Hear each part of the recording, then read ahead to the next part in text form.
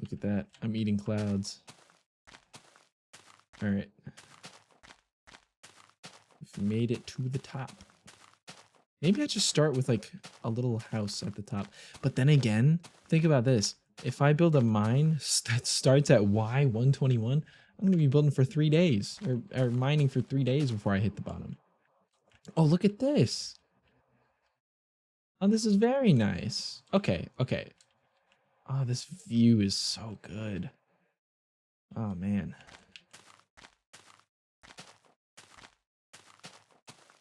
Look at that, another mountain over there. I just want to build something on every mountain. I just want to make this place look like awesome. It already does, to be honest. Okay, here's what we'll do.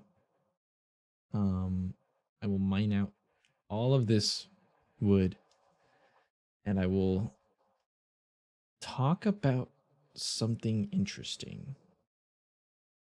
But right now, I have a different task in hand. And that task is, how far can I go? Because I really would love to just build right on top of the mountain and have this giant castle just overlooking this endless plain of forests and more. I think I just got my answer.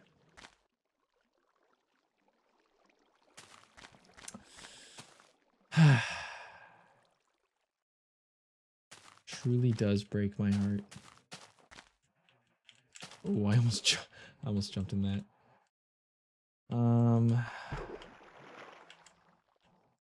Man, that's actually like really disappointing. Because this mountain is so cool. I want to build on top of it. But I would be limited to like a 10 block tall castle, which isn't that cool, to be completely honest with you. It can be, but I wish I could just like artificially set the build limit higher. I wonder if there's just like a setting for that. They probably wouldn't put the they probably wouldn't put that power in my hands. Oh man. Because this mountain is just so cool. Man, these clowns are getting in my way a little bit. I think it's so cute they added clouds though, to be honest. I would like to get a good look at this guy over here. So I think the build height limit has got to be just 128. I think I can safely say. Let's check, because actually I didn't even check. It's got to be 128, surely. Yeah, it's 128. I'm gonna act under that assumption. When I built, I want to leave at least like 40 blocks above wherever I start to build. And that's honestly just so difficult to do. And I could build it so that the castle's like coming out of the mountain. But also, I still would just need like some big stuff on top. And that would be hard to do. Okay, well, let me sleep on it. I might get attacked, but we'll find out. I guess that'll be oh, no. I guess because mobs didn't have time to spawn, but it's an interesting mechanic that I'll describe to you actually really quick before I forget. So when you're sleeping and it's fully nighttime and mobs are starting to spawn, I slept early enough to where it wasn't a factor. Let's say you have this house, pretend it goes all the way around. You put this here, and this is the only block separating you from out here. You will get woken up by a skeleton or a zombie. I think I've been woken up by a creeper, and that really sucked because it basically spawns a mob at your bed. And then that wakes you up. And so the creeper just instantly blew up as one would expect. But yeah, so I could put the main thing right here and have little things here, little things there, little things there. I think that that's a good compromise. And now, you know, maybe I'll figure out something cool to do with this tower, or I mean with this mountain right here. I am. It is gonna hurt though. Let's not cut corners, or let's not beat around the bush here. I want to build on top of that mountain and have an ethereal sky castle looking over the entire world. But it's not in the cards today. No, it is not. Is that another cool mountain? I guess it's kind of funny that they never lose value to me. They're always just so cool. Everyone is still, each one is still different. Okay. I think this little alcove right here will be my house. And I don't know if I used that word right. And I'm not going to care to check that I did. Like how I did that quick math. I didn't want to make more than a stack of sticks, but I'm not gonna lie. That was no math, all intuition or luck.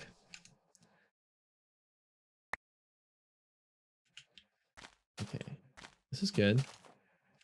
I'm just gonna make it like, well, I don't know if I want to build it between these two things. Oh, but if it was like going up through it, that would be kind of cool. So maybe I will. How do I want to start? I guess just the way anyone would. Gotta make it home. 1, 2, 3, 4, 5, 6, 7, 8, 9. So I can feasibly make 7 with 1 coal. If I make it my main activity, basically.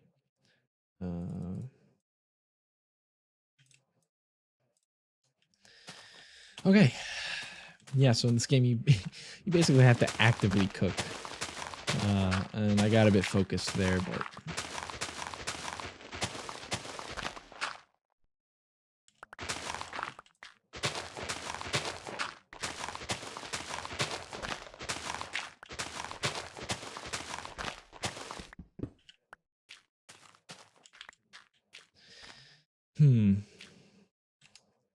And I might just do like a similar thing, but this time it's just gonna be like that. I can build rooms around it. I can do whatever.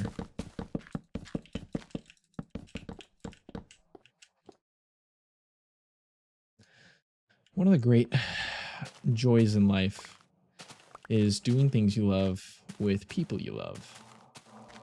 And something that I've found over the last few years or so. And nothing beats doing the thing you love the most with the person you love the most while they also love that thing. I mean, if I'm, when I was a kid, my dad would take me skiing a lot. And when I was a kid, I was really anxious and I was very scared of the unfamiliar. Anytime I didn't have full control over like my body and what I was doing, I was anxious. So, it could be as little as skateboarding. Wait a minute. My chest is facing the wrong way. How did that even happen? I was facing this way when I put it down. I don't care who you are. That's funny. But yeah, so if I was skiing and I was going too fast, I would slow down. And the way I would typically do that is just by, digging the sides of my skis into the snow, and it would be exhausting, and I would do that all the time. And, my dad tried to get me to, ski a little bit more technically. I don't know if maybe that's the right word. I decided I don't want it. Well, I don't know. And, he tried to teach me things in the way that he wanted to teach them to me, and I just didn't want to hear it. And for a long time, I just didn't really enjoy skiing. And then, I didn't really understand why he would want to bring me skiing when I sucked so bad at it. I mean, I wasn't the worst skier ever, but like, I was like, I had been skiing for like 10 years and I still didn't want to go on a black diamond. And you know, at that time, I was just like, you know, feeling like my dad wanted more out of me. And he never really did that much to make me feel that way. You know, it's not like he was unhappy to be there. I mean, sure, sometimes he would be focused, or he would be, I don't know, there would be times when it would feel that way, but I knew that he wanted me there, but I didn't understand why. And then it made me not want to be there. But, you know, there came a time when I realized that I can let go a little bit when I'm doing things. And so I let go a bit while skiing with my dad, and I really enjoyed it. You know, I was skiing you know what, actually no, I skipped a bit. I went skiing with my friends, and then they didn't necessarily push me to do this, but I just did things that were more difficult than I was prepared for. And I, you know, did something where I was like, or I found myself in situations where I was like, oh shit, I'm totally gonna eat it right now. And then I didn't, you know, I built up trust in my skills and in my legs. And, you know, now I go skiing with my dad and I love it. And I'm a strong skier. I can go on pretty much any terrain and at least make it down, if not have fun while doing it. And that's just, it's a growth, it's a change, a big one, because, you know, now it's doing something I love with someone that I love who loves it a lot. And I love it. It's not my favorite activity in the world, but it's something I enjoy now. And I didn't really enjoy it before. It wasn't because the activity was bad. It was because I just wasn't ready for it, I guess. And so I guess what I'm trying to say is, like, never isolate yourself. You know, I did that for so long. I shut myself in and played video games all the time. And, you know, I thought it was what I wanted. I became a pretty good esports player, not like professionally, but for high school. And then after that, when I first got to college, I was still doing that. And I don't think I liked it. What I did like was playing video games with my friends, but to be honest, a lot of my friends didn't play the same games I did, and when I got into esports, a lot of those guys weren't my friends, and I didn't really want to play with them. And I kind of came to the realization that I didn't like Valorant that much. I didn't like CSGO that much, but I played those games because, you know, I felt like it was the only place where I could be around people who thought the same way as me. Maybe not so much thought the same way as me, but enjoyed the activity that I enjoy. I thought, oh, these people like this game, and, you know, I guess I like this game, and I want to do this. I want to play this game with people who like this game. But, I mean, frankly, if you talk to any Valorant player, nobody likes the game, but we all play it, I guess. And now I play volleyball. It's my third year of college, and, you know, volleyball made me quit esports. And ever since that, I haven't really been gaming that much. And when I do game, it's when I'm with my friends. I mean, they started playing Valorant, so I started playing again. And then it was fun to play with them, and they were like, oh man, you're so good at the game. And I was like, ah, yeah, man. And then, you know, we would have some nights where we'd be doing like private matches, and it would be like 1v3, 1v4, 1v5, or if my friend who is, I guess I shouldn't say his name, but if my friend was on, and he was also a very avid CS, he was an avid CS player, and you know, he and I would do 2v5 or something, and it would be a lot of fun. And I don't like that game that much. I don't like Valorant that much, to be honest with you. But I love my friends a lot. And, you know, if I had to choose between playing volleyball with my friends or skiing with my friends, or, you know, just having a chill night with my friends or play Valorant, I would probably choose any of those other ones. But, you know, in terms of options, beggars can't be choosers, right?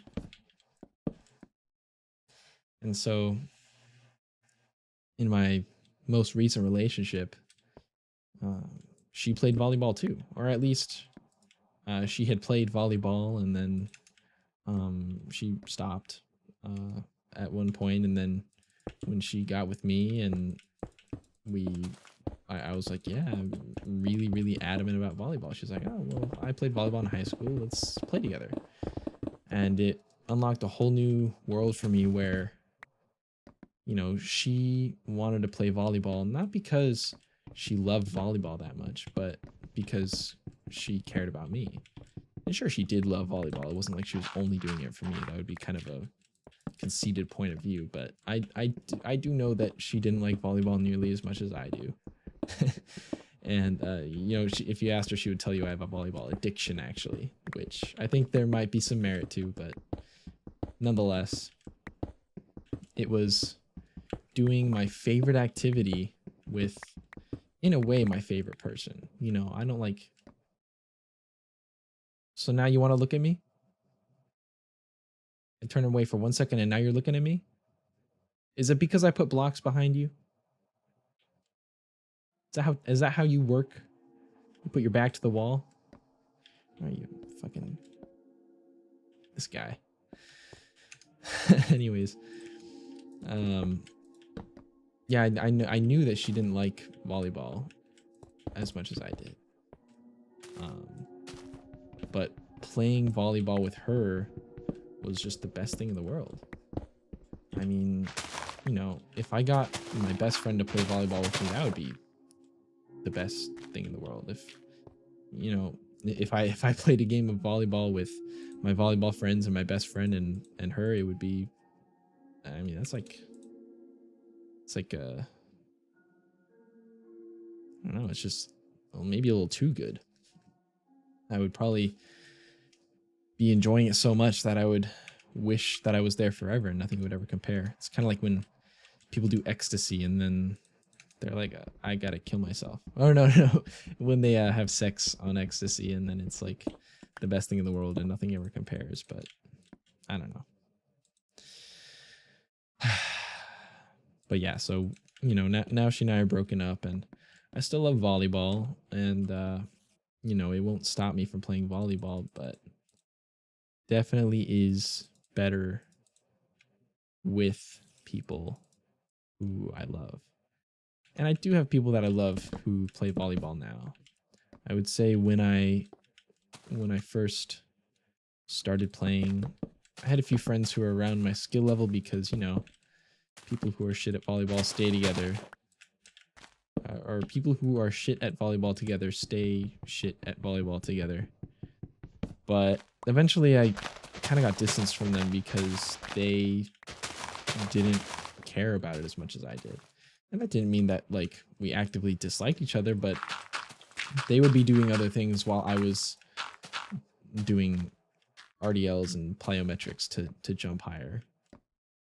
And, you know, in that way, we just kind of got torn apart. Not really torn apart. It's not like we were the closest friends in the world, but, I mean, I really cared about them. And I do care about them. But and it's not like they don't care about me, but they just didn't love volleyball that much. And I loved playing volleyball with them. And now when I play volleyball with them, it's just, I mean, they don't really care anymore. Well, they don't really see me the same, I don't think. Because, you know, I'm a lot better than I was, and they're about the same. And I never had a problem with that, but it's almost like they do. And it feels like no matter what I do, they're going to think I'm looking down on them, and I'm not. No matter what I say. And I guess I can't really control it, but it's just something. I don't know what the fuck I'm building right now. Why am I building a dick inside a cobblestone condom? Why did I put 2 layers of wall? I mean, I wanted to have cobblestone and then have the stone peek out. Or I mean the wood peek out. But now it just looks stupid, and I don't know. I don't know what to do. I got no clue. I mean, I like what I did with the stairs over here. I do like that.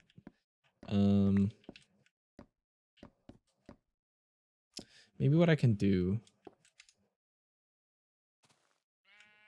Place one more layer of cobblestone.